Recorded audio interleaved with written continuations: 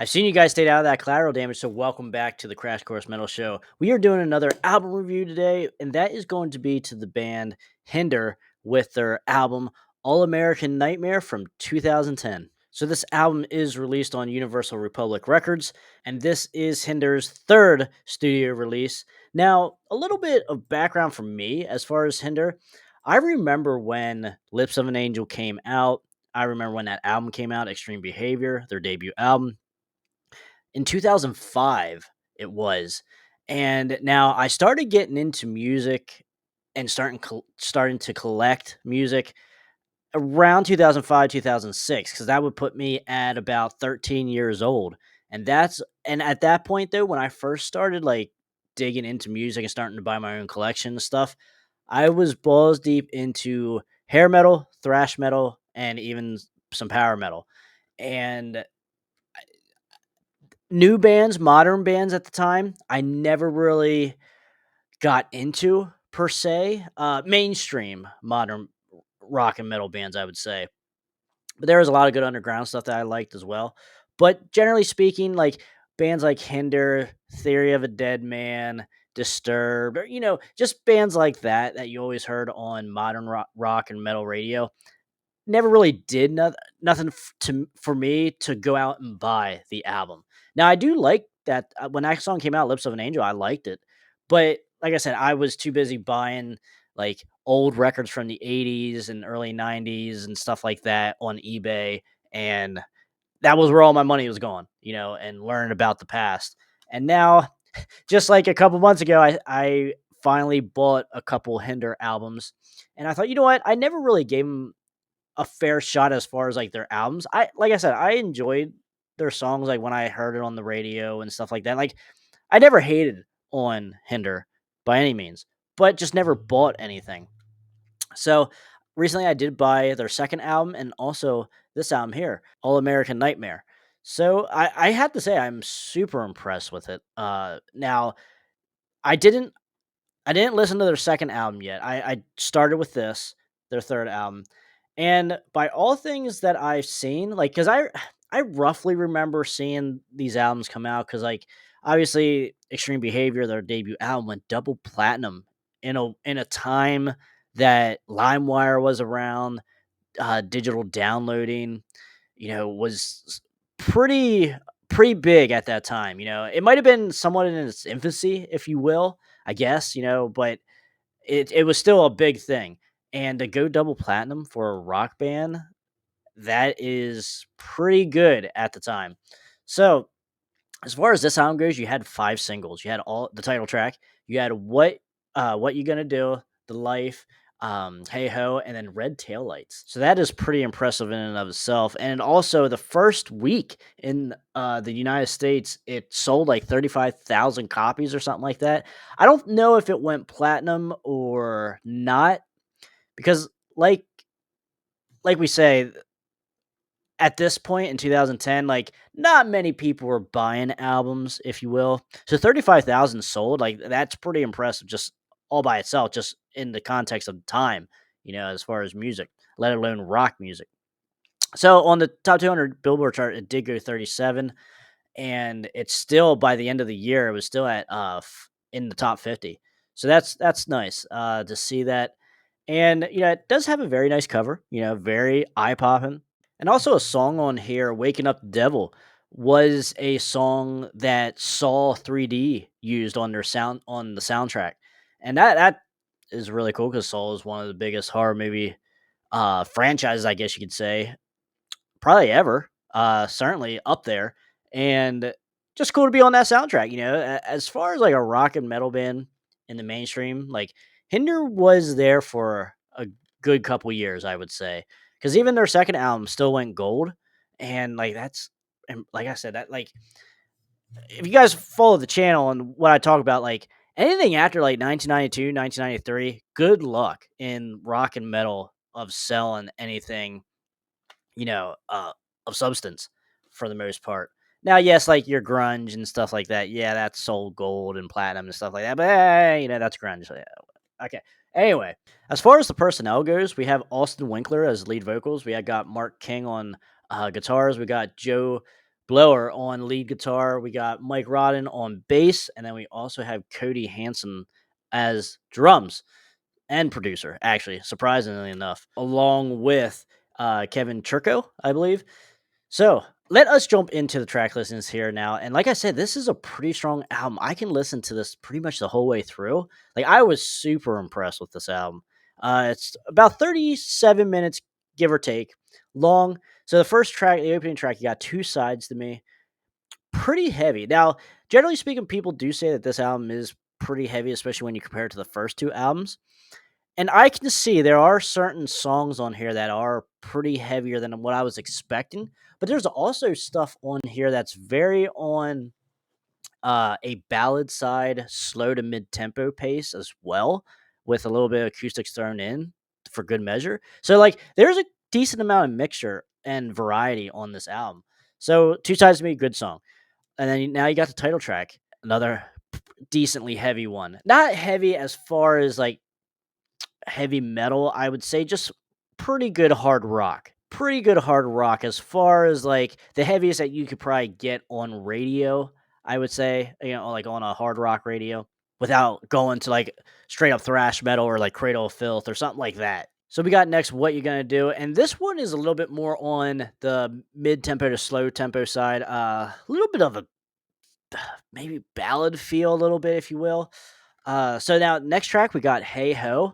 This is a really good one. This is one that kind of stuck in my head right from the start, or when I first started listening to this album. And because I probably listened to this album at least 10 to 12 times so far since I picked it up the past month, at least that many times. And every time I listen to it, I'm like, these songs are still strong even after the 12th time of listening to this. So like quite impressed. But like Hey Ho is really cool. Another, like, mid-tempo-y song, nothing fast, nothing crazy, good though, and there are, like, uh, hat tips on this album to, like, the past as far as, like, bands and stuff, because they mentioned MTV a couple times, they mentioned AC/DC, they mentioned Guns N' Roses, Led Zeppelin, just old bands like that, and it's done very tastefully, because like, sometimes, like, when people or when bands try to do, like, a song like kind of dedicated to their influences or the past or whatever. Sometimes it just feels forced and such, and it's just not that good of a song. Hinder does pretty well, even throughout this album. They do it a couple times on different songs. It works. It works for me. Now we're moving on here to the fifth track. This is like another ballad here. Like there's a decent amount of like I said, slower to mid tempo tracks on here. You do have like half the album that is like heavy and good rocking songs. But then like I was kind of thrown off a little bit, but in a good way because I like ballads. I like the mid tempo stuff and like slower type songs and stuff. As long as there's like you can feel the emotion in these songs. And you can with the mid-tempo to slower tracks on this album here on All American Nightmare. But as far as the life, like I said, it's a little bit of a ballad feeling song. Very good though. I'm cool with it. I like it. So next track we got "Waking Up the Devil." This is a heavier one. Like I said, it was on the Saw soundtrack, so pretty heavy. One of the heavier ones on this album. Good guitar work, and that's the other thing too. Like there are good, there is good guitar work on this album. Nothing crazy though, I would say. Like if you're expecting like the guitar heroes of the '80s and stuff like that, of hair metal, glam metal, sleaze metal, and stuff, you, you'll probably be wanting a little more. But I think there's enough here in these songs, like as far as solos go, to satisfy you in the songs. But like I said, nothing very showy, nothing very crazy at the same time as well. Nice medium. Hey, this is Angie, and this is Brett. We are Smoking Snakes, and you're watching the Crash Course Metal Show. Yeah. So next we got Red Taillights. This one here is not a ballad, I would say, but it's just a mid-tempo song. Pretty good. Nothing absolutely crazy, but I do like the song. Like I said, I like pretty much this whole album. And even though it does kind of go fast, slow throughout the album, but not every other song, not that. But it's there, like it's certainly a couple songs here, a couple songs there, give or take. Good though. Like it works. I think it flows pretty well, all things considering. Now going to track number 8, Striptease. I actually thought because I have heard before that Mick Mars did do a song with Hinder, Mick Mars from Motley Crue, a really good guitarist. Great riffs throughout, especially on the 1994 album and Theater of Pain and before. Certainly great riffs. And I thought this was Mick doing it on this song, Striptease, because it has a little bit of that like Shout at the Devil type era feel riffage of Mick Mars. So like I thought, okay, this is probably the one. But the more I looked at it and dug into it, he actually played on a song on their second album, the album before this one. So I was like, oh shit. So they're actually like Hinder's guitar duo is actually doing that, and maybe that's a little bit of an influence from Mick, so that's really cool to see. But as far as the song goes, really good chorus on here. Nothing but a strip, like really, really good stuff. So now we're going on to track number 9. Everybody's wrong. This is like another ballad here.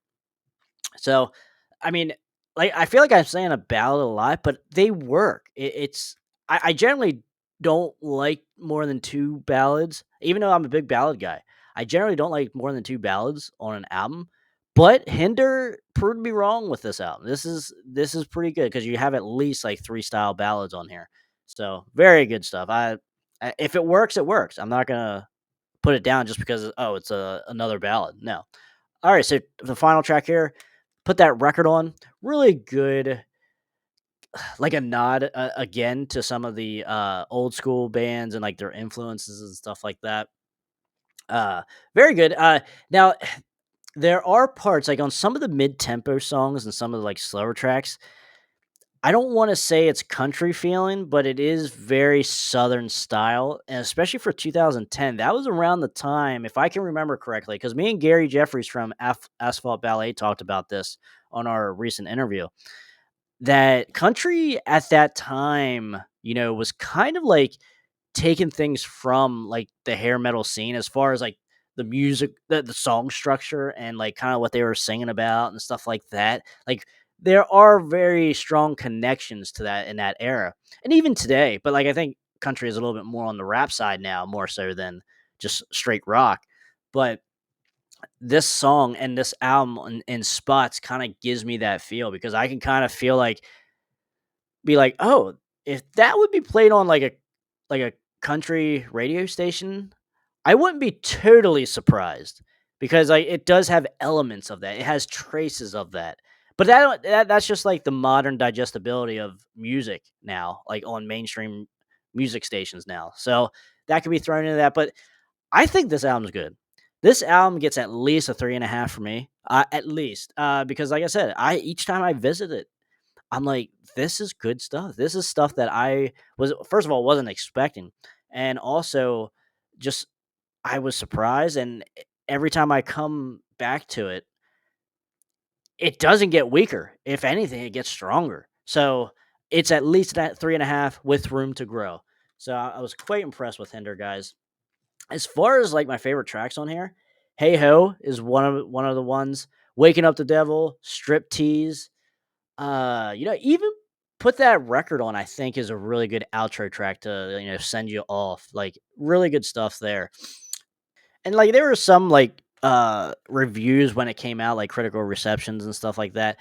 They some people said that some people said that it is like a recreation of the rock and roll past, which I can kind of feel that, like even from what I just explained to you guys, like there is a little bit of that feel. Like you could tell there's some influence on some of these songs from the past and their influences and stuff.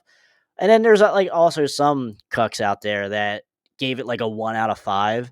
But then you got other people that say that this album stands out and pretty good for modern rock albums. And I'm in that camp there too. Like th- there is good modern rock and metal. Like you just have to look for it. Now that's not necessarily this because like this was uh in the mainstream. So like but even like the underground stuff that doesn't get into the mainstream, doesn't sell well or what have you.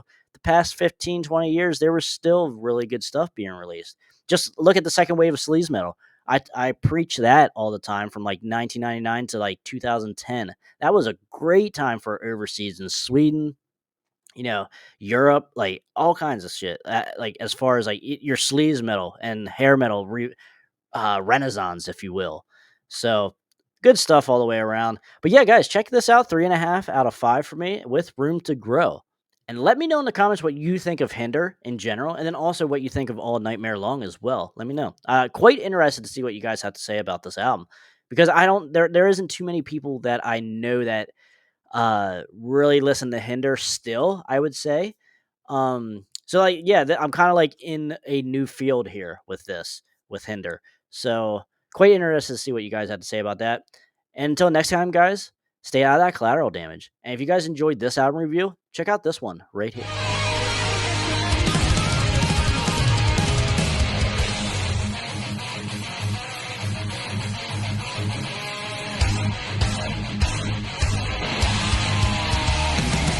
Yeah, I wrote that.